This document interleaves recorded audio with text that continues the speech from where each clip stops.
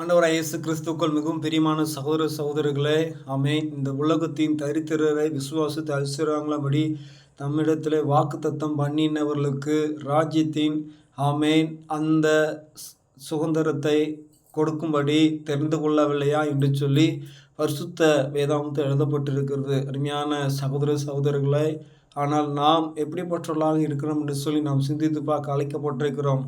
இந்த உலகத்தில் இன்றைக்கு தரித்திரர்கள் கனவீனப்படுகிறார்கள், ஐஸ்வர்யான்களோ நம்மளை ஒடுக்கிறார்கள்.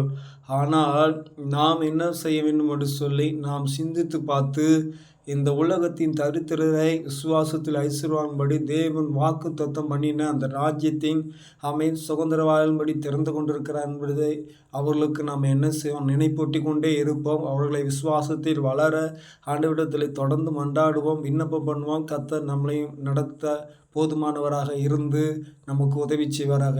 ஆமென்.